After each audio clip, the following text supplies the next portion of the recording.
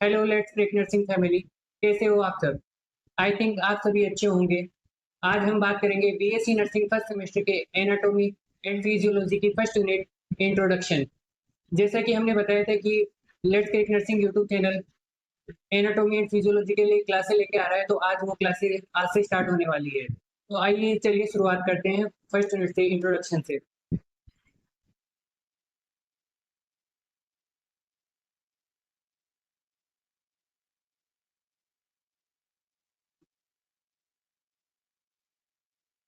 First बात करेंगे unit first, introduction anatomy and physiology का। क्या क्या इंट्रोडक्शन होता है, क्या एनाटॉमी क्या होती है, फिजियोलॉजी क्या होती है, आज इसके हम बारे में जानेंगे। कैसे क्या प्लेन्स होते हैं, कैसे क्या मूवमेंट होते हैं, क्या क्या एनाटॉमिकल पोजीशंस होते हैं। तो चलिए देखते हैं। फर्स्ट पढ़ेंगे हम एनाटॉमी। एनाटॉमी क्या होती है? Anatomy is the science that deals with the study of the structure of the body.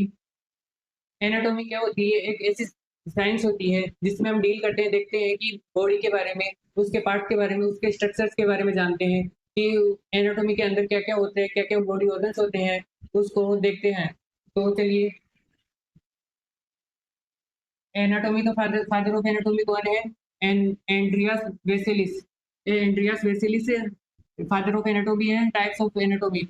Types of anatomy. Anatomy के कितने टाइप्स होते हैं? एनाटॉमी के दो टाइप्स होते हैं, ग्रोस एनाटॉमी और माइक्रोस्कोपिक एनाटॉमी।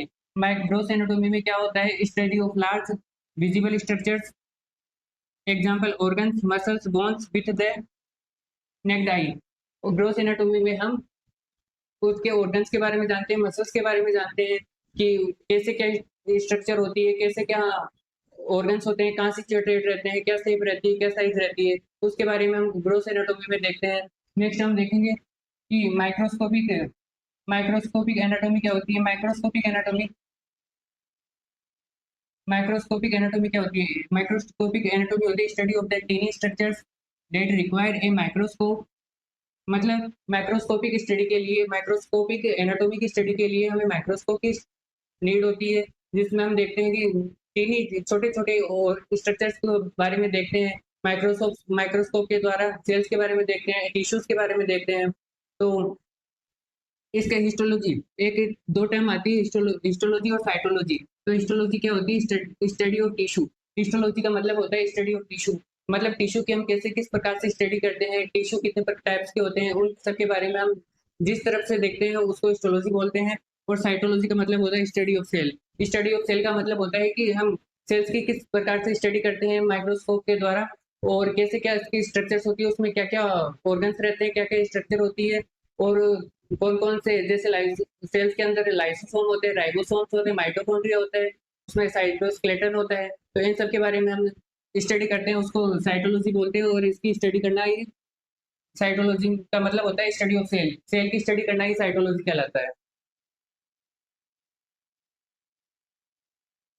अब नेक्स्ट आते हैं, नेक्स्ट बात करेंगे हम फिजियोलॉजी। फिजियोलॉजी क्या होती है? Physiology physiology is the study of the function of the body and its parts. मतलब फिजियोलॉजी एक ऐसी स्टडी है जिसमें हम बॉडी के फंक्शंस के बारे में, मतलब बॉडी के जो भी ऑर्गन्स है उसके बारे में, उनके फंक्शंस के बारे में जानते हैं, क्या क्या मैकेनिज्म होती है, कैसे किस प्रकार वर्क करते हैं, उन सब के बारे में जानना ही फिजियोलॉजी कहलाता है। और फादर ऑफ फिजियोलॉजी कौन है? क्लोड बेर्नार्ड है। फादर ऑफ फिजियोलॉजी किसके कौन होता है? कौन है? क्लोड बेर्नार्ड है। ठीक है। नेक्स्ट आता है levels of organisation of the human body. मतलब बॉडी ऑर्गन, ह्यूमन बॉडी किस प्रकार से मिलकर बनी हुई है, कैसे क्या उसका निर्माण हुआ है, कैसे उसके स्ट्रक्चर्स कैसे क्या बनी है, क्या कैसे क्या ऑर्गन बने हैं, कैसे क्या सिस्टम होता है, उन सब के बारे में हम देखते हैं। उसमें होता है levels of the organisation of the human body. इसके अंदर हम देखते हैं कि क्या क्या प्रोसेस होती है इसकी। पांच चार लेवल्स होती है। फर्स्ट लेवल आती है केमिकल लेवल। केमिकल लेवल में क्या होता है? केमिकल लेवल में होता है कि smallest unit of a body, एक एटम होता है। मतलब बॉडी हमारी छोटे छोटे एटम से मिलकर बनी होती है, और वो एटम दो और दो से ज्यादा एटम से जुड़ के, एक साथ जुड़ के एक मॉलिक्यूल का निर्माण करते हैं। मतलब लेवल फर्स्ट केमिकल लेवल में क्या होता है कि हमारी बॉडी होती है जो वो एटम से मिलकर बनी होती है, छोटे छोटे एटम से मिलकर बनी होती है, और वो दो या दो से ज्यादा एटम्स मिलके एक मॉलिक्यूल का निर्माण करते हैं। और आगे नेक्स्ट लेवल आती है लेवल 2, जिसे सेलुलर लेवल भी बोला जाता है। सेलुलर लेवल्स में क्या होता है, जो molecule combine to form cells. Cells are the structure and functional unit of a organism. Cellular level में क्या होता है, जो मॉलिक्यूल्स होते हैं, दो या दो से तीन अधिक या मॉलिक्यूल्स जुड़ के एक सेल का निर्माण करते हैं। मॉलिक्यूल मॉलिक्यूल जुड़ के एक सेल का निर्माण करते हैं, और सेल हमारी बॉडी की स्ट्रक्चरल एंड फंक्शनल यूनिट होती है। नेक्स्ट लेवल आती है level 3, tissue level.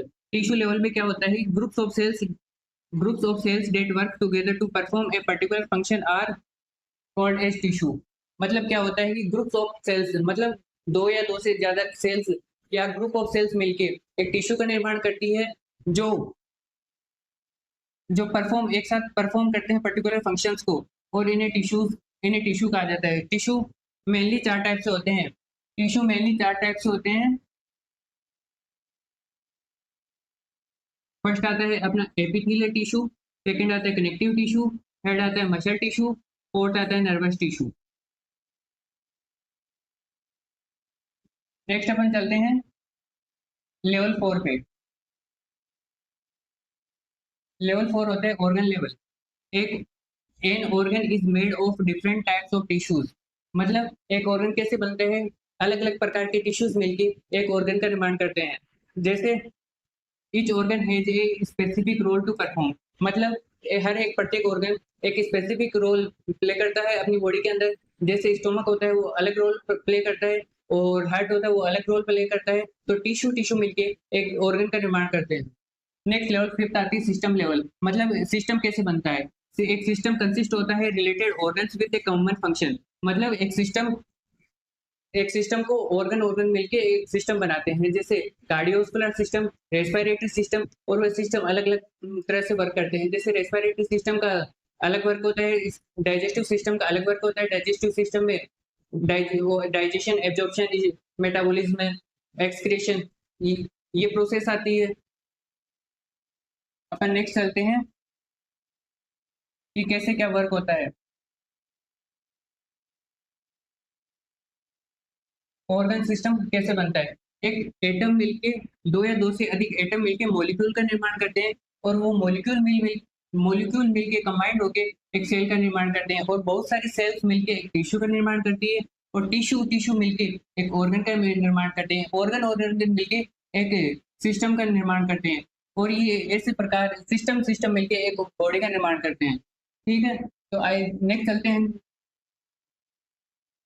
Anatomical terminology पे।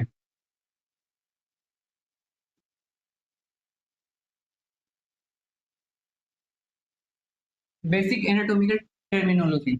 एनाटॉमिकल पोजीशन, मतलब एनाटॉमिकल पोजीशन कैसे क्या होती है। कभी कई बार एग्जामिनर में पूछ लिया जाता है कि वाइवा में पूछता है कि एनाटॉमिकल पोजीशन क्या होती है। तो आइए चलिए जानते हैं एनाटॉमिकल पोजीशन के बारे में।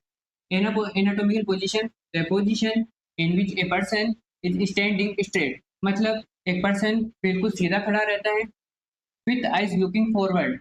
मतलब उसकी आंखें बिल्कुल सामने की तरफ रहती है। Upper limbs by the side, जो दोनों हाथ है, अपर लिम्स है, वो दोनों साइड में रहते हैं। और face and palms of the hands directed forward. मतलब जो फेस और दोनों आर्म्स के जो पाम्स है, हथेलियां हैं, वो दोनों आगे की तरफ रहती है, और दोनों फीट टुगेदर रहते हैं। मैं डायग्राम से समझाता हूँ कि एनाटॉमिकल पोजीशन कैसे होती है।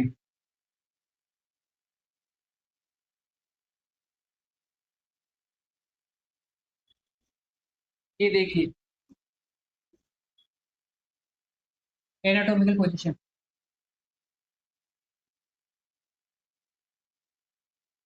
एनाटॉमिकल पोजीशन में फेस बिल्कुल, हेड बिल्कुल स्ट्रेट रहेगा, आंखें बिल्कुल सामने रहेगी, और दोनों अपर लिम्स बिल्कुल स्ट्रेट आगे की तरफ रहेंगे, और दोनों पांव बिल्कुल सामने फॉरवर्ड की तरफ रहेगी, आगे की ओर रहेगी।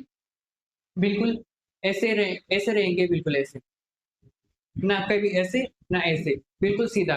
फेस बिल्कुल स्ट्रेट रहेगा, आईज बिल्कुल सामने रहेगी, और ये दोनों पाम से ये ऐसे रहेगी, ऐसे, और दोनों पैर बिल्कुल टच हुए हुए रहेंगे। इसे एनाटॉमिकल पोजीशन बोलते हैं।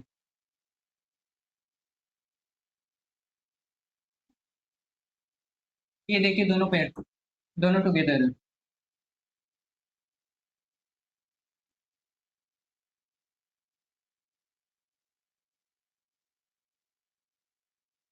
अदर पोजीशंस कौन कौन सी होती है? तो अदर पोजीशन फर्स्ट आती है सुपाइन पोजीशन। इसमें क्या होता है कि person lies straight on the back with face directed upward. मतलब फेस, पर्सन है, पेशेंट है, बिल्कुल सीधा हुआ लेटा हुआ रहता है और किसके सहारे? बैक के सहारे, मतलब अपनी कमर के सहारे। फेस ऊपर की तरफ उठा हुआ रहेगा और पर्सन बिल्कुल सीधा लेटा हुआ रहेगा और दोनों हाथ बिल्कुल ऐसे रहेंगे। नेक्स्ट पोजीशन आती है अपनी प्रोन पोजीशन।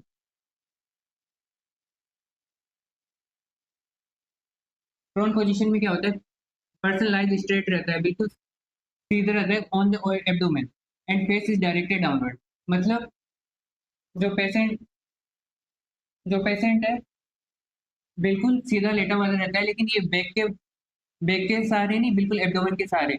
जैसे ये लेटा हुआ है और इसका फेस है ऊपर की तरफ नहीं नहीं, बिल्कुल नीचे की तरफ डाउनवर्ड रहता है और बिल्कुल सीधा लेटा हुआ रहता है।